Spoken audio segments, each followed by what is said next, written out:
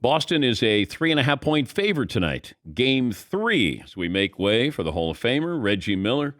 Let's go back to the end of Game 2. I didn't get a text from you after the Golden State Warriors won. I got one after Game 1, and it was like, told you. Oh, no. See, you're reading way more into that. I just simply gave you a text saying this is going to be a long series, like, told you.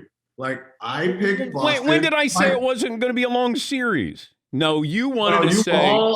Because you and Riker were all in with Golden State, and rightfully so. I want Stephen Curry to win, get his 4th, get the Finals MVP, which he's on track to do, and we talked about entering a different door in terms of the great players. He would be a part of that. Okay. But I just felt the way Boston has been playing that's why I was going with Boston. No, this is revision. You think I was trying to rub it in? Yes, you were. You went, told you. You told me what? It was going to. I never said it wasn't going to be a long series. I never said that. I just said I picked Golden State at the beginning of the year, Reggie, not at the start of the NBA Finals. That's not my job to pick who's going to. That's your job. No, that's your job. You're an analyst. I'm an analyst. I'm not. No, that's like playing favorites. I don't play favorites. I call it like I see it. And I was just assessing both teams at this particular time and what Boston has done to get to the NBA Finals, going through Brooklyn, going through the champs, Milwaukee, going through Miami. I just think the momentum has kind of shifted towards them. And that's not to discredit anything Golden State has done, because they've been great. Mm-hmm. I'm just looking at it. It just felt like I told you. That's all. Like I didn't hear. And by the way, how do you like this name, since you're talking about meats? Reginald Aloysius Mutton. Mutton. That's my new name. Reginald Aloysius Mutton. So if we had a meat name, you would be. If we had a meat name, Mutton. I would be Mutton. Mutton.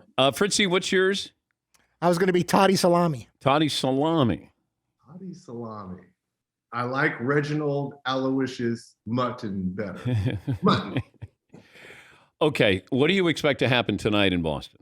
What's interesting is, as a former player, when a series is tied 1-1, Game 3, and when a series is tied 2-2, Game 5, are always the most interesting, because you pretty much know what each team is going to do. Obviously, there'll be wrinkles, there'll be adjustments, but you pretty much have a game plan of how both teams were playing.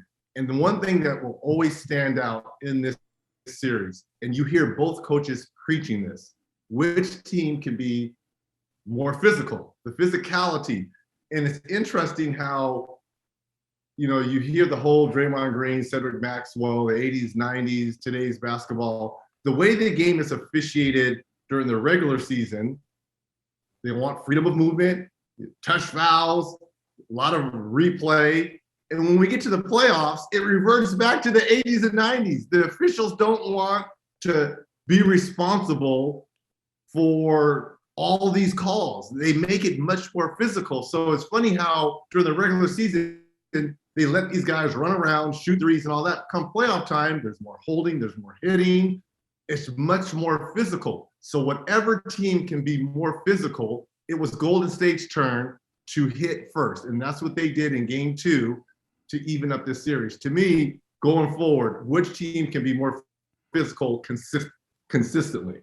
Well, and I'm listening to Draymond. He's a student of the game, but when he talks about, they talk about how physical it was back in the day. And the thing is they were physical with the best players. The greatest player was roughed up more than anybody in Michael Jordan with the Pistons. They allowed that to happen. They would never let that happen now. They would never let you beat up on Luka. They would never let you beat up on the Greek Freak. They would stop it immediately. So when Draymond talks about that, yes, there are a couple of enforcers, but there were a lot of guys on the receiving end of those enforcers. And that's what I think he's got wrong. Draymond would have been great back in the 80s and 90s. Yes, he would. Because he is let's face it, he talks the talk, but he walks it as well. and he's not afraid to put his body on the line, and he's not afraid to challenge his teammates as well as the opponents. But it's hard to compare eras because there's different rules from the 80s, the 90s, and obviously the 2000s. So I understand where he's coming from. But I will say this. I know he was kind of taking shots at Cedric Maxwell. Cedric Maxwell was a baller back in the day, and I don't think he's giving Cedric enough credit on his type of game, because saying that he would have been bullied, no, that's not the case, because Cedric Maxwell, he could talk the talk and walk it as well. So I think he needs to do a little history. You're right, he's a historian, but he needs to know that Cedric could bring the heat too. All right, a complete non sequitur. Well, it kind of fits in a little bit here, but I had a caller saying, you got Ben Wallace in the Hall of Fame. Why isn't Bill Laimbeer? And I said, you have a valid point, because Bill Laimbeer is a better player. They both made the All-Star team 4 times. Ben was a great off-the-ball defender, but he didn't offer anything else. Maybe rebounding. But if I said you could have Bill Laimbeer or Ben Wallace as a teammate, in the 80s, 90s, or in today's basketball, because that matters. Because Bill Laimbeer would be great in today's game. He would be, but he would be great because he was very good back then. He could pick and pop, which is in today, big men are supposed to be, or required to be able to shoot threes now, right? So Bill Laimbeer would be great in today's game. He was great in the 80s and early 90s. But didn't Ben Wallace win Defensive Player of the Year 3 or 4 times? Yeah. I don't think Bill Laimbeer ever did that. No, but Bill was a far better player than Ben Wallace. He was a more skilled player. But before that, I in my book, I would put Robert Horry in the Hall of Fame before Bill Laimbeer. In my opinion, I would put Big Shot Bob before Bill Laimbeer. I would like to know total points between Bill Laimbeer and Robert Horry. Paulie, if you can look that up while we're talking. Didn't Robert Horry average like 8 points a game? Maybe. For his career? Maybe. But how many big shots did Well, he did. He hit big shots. But you know why he was open? Because he had teammates who were double-teamed. He hit the shot. I'm not saying Bill Laimbeer shouldn't be in the Hall of Fame, but I'm just saying there's other guys that probably could move ahead of him. Paulie, what did Horry average? Okay, total points. Bill Laimbeer played 15 seasons and scored just under 14,000 points. Robert Horry played, I think, 16 seasons, and only scored 7,700 points. Yeah. Half. Yeah. Robert Horry shouldn't be in the Hall of Fame. Hey, hit some big shots, Red. Hit some big shots. Bill Laimbeer is just not liked. And I'm sure that Jordan would throw a fit if Bill Laimbeer went into the Hall of Fame. But that's not right, because I hated Bill Laimbeer just as much as Jordan. But I bet you Jordan would have wished he could have played with Bill Laimbeer. Who did you hate the most out of the Pistons? Who did I hate the worst? Yeah. Probably Mahorn. I wasn't really worried about Laimbeer because you know that clip of Robert Parrish beating down Bill Laimbeer in the Garden? Yeah. We had a center, Steve Stepanovich. Yeah. From Missouri. Out of Missouri. Yeah. Who did the same thing. So I was never worried about Bill Laimbeer because I know we had Steepo. But it was Mahorn, man. Mahorn had a crazy look in his eye all the time. And what's funny is, because I think I've told this story before, Joe Dumars, the gentle bad boy, would always tell me, Reg, I'm just telling you, and you always say, if you beat me off the dribble and get by me, just be careful because Mahorn's going to take you out. So man, get out of here. Get out of here. Warn you about his own teammate. You know that the guy's a bad dude. He's calling out his own team. He's ratting out his own teammate. Don't do it, Reg. Sure enough, blow by him and damn near missing a tooth. Damn near, yes. So it was Mahorn I was more worried about as opposed to Bill Laimbeer. Though, I mean, Bill Laimbeer took shots as well, but Mahorn he was a little different. I'm wondering if we're not overrating, but over expecting from Jason Tatum. I know he's first team All NBA, but are we expecting too much out of him on this big stage for him to be a truly great player? I think he's ascending to being a great player. I don't think he's a great player yet. Well, I think people look at his resume on what he did versus Kevin Durant in the first round, what he did against Giannis in the semifinals, and how he performed at the highest stage versus Jimmy Butler in the culture of Miami. So I think it's fair and valid that we put him on that pedestal. You mentioned it. He's first team All NBA. And I know he's, 24, 25 years old. And that is a lot of weight to carry. And especially on a storied franchise like Boston, who are known to have great small forwards like Larry Legend and Paul Pierce and Cedric Maxwell as well. So it's a lot to carry for a young player, but I think he's willing to accept that. If he didn't have that kind of series versus Kevin Durant, where they swept them, I think people wouldn't put him on that pedestal because, let's face it, he outplayed KD, who's a lot of people consider the best player in today's game right now. He outplayed him for 4 games. I think that's why we look at him a little bit different. Talking to Reggie Miller, the Hall of Famer. What's the fundraiser you're doing, the Ranch Rally coming up Saturday? I'm going to be on my bike a long time, 75 miles in Steamboat Springs, Colorado. It's going to raise money for 2 charities, really.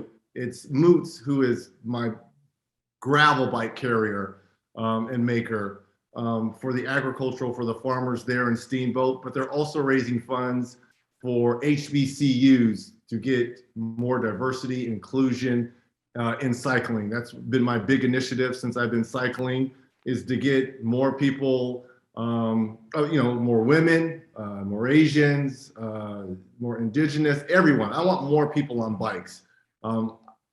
I didn't grow up in the cycling world. Cycling can somewhat be expensive, but every kid should have the opportunity to have a bike and to cycle. And that's what we're kind of raising funds for in Colorado. So I'm taking the show on the road. It's going to be a great 75 miles on beautiful gravel roads in Steamboat, Colorado. So I'm really looking forward to it. How would you do in the Tour de France? Oh my God, I would get destroyed. Here's the thing, those are stage races. So that's like 21 days straight. I think there's 2 off days in between. There's just no way, because I would be dead after the first day. How can they ride 100 miles basically every day for 21 straight days? It's hard to even think about it. I remember Lance Armstrong said that he got on his bike one time and he just kept riding, and then he realized he was 100 miles away. He goes, then you have to turn around and go back. Yeah, I know. Go back. I mean, I don't understand how these dudes do it. Look, I love cycling and I love what it's done for me post-retirement. But some of these dudes and girls are crazy. Like, they just had a race in Kansas called Unbound Gravel, and it's a 200-mile gravel race. I don't understand how you can ride 200 miles and function after that, but they do. Do you have a bell on your bike? I do, and I let people know when I'm coming up on them. On your left, ding, ding, ding, on your left. But the sad thing about it is everyone else has bell, and I hear that all the time because I'm one of the slower ones. And I hear bells all the time, and I was just in a race in Big Bear, and kids were passing me, like 13, 14, 15-year-olds. Mr. Miller, I'm on your left. Can you scoot over? Mr. Miller. I'm like, are you kidding me? What happened with the Utah Jazz situation with Quinn Snyder? Where are they headed? Look, I don't know, because you've got 2 players who, let's face it, they don't get along. Donovan Mitchell and Rudy Gobert, they don't get along. And I think Quinn Snyder's voice has been lost. And he is a great coach. He's not a good coach. He is a great coach with new ideas, and he's a great motivator. But for whatever reason, he could not get these 2 guys on the same page. And it's sad because in today's game of how it's played, an inside and out presence like those two guys, for them not to be on the same page, I'm wondering who can come in and correct that. To me, one of them has to go because I keep hearing that coming out of the camp. Rudy saying it's him or me. Something has to happen. Well, I wonder why Quinn decided to quit. You know, the Lakers' job was open. I don't know if that's, He came out publicly and said he wasn't going to take the Lakers job because of what and how they treated Frank Vogel on the way out. Oh, okay. Okay. So he came out and said that he had zero interest in the Laker job. Yeah, I just wonder. Like Donovan Mitchell, where could you see a landing spot for? There's obviously a lot of teams that love to have him. It's just, what do you give up to get? He's under contract for the next 4 years. And he just signed a big deal. Yeah, Same with Rudy. Rudy has, I think, 3 more years on a big deal as well. Look, I think you got to get these guys in a room and see if they can figure it out. I don't think it can happen, but you got to at least try, right? You played against Darvin Ham, right? I did, and he was a teammate of mine at one point in Indiana. I think he's going to be great. I think his voice is going to resonate with the Lakers and the Lakers, the fan base. It'll be interesting because I listened to the words of how he spoke about Russell, and you've got to approach it with respect and not knowing what's going to happen up until training camp because they could still end up trading Russ. But how he approached that press conference and mentioning Russ and his vision and pumping him up, that's what you got to do today. He's right. He is still one of the best players in the game. Does he have a lot of flaws? Absolutely. But if you can work around that and you still have LeBron, you still have AD, there's ways where you can make this work. It's going to be a challenge, don't get me wrong, but sometimes you just need a new voice, Theodore, and I think Darvin Ham is going to be great for the Lakers. Are you going to text me after tonight's game, win or lose? I am. I'm texting you tonight. Win or lose. And what's the line tonight? Who's favored? Boston by 3.5. This is game 3 is going to be great. When it's 1-1, it's going to be a dogfight because I can't wait to text you.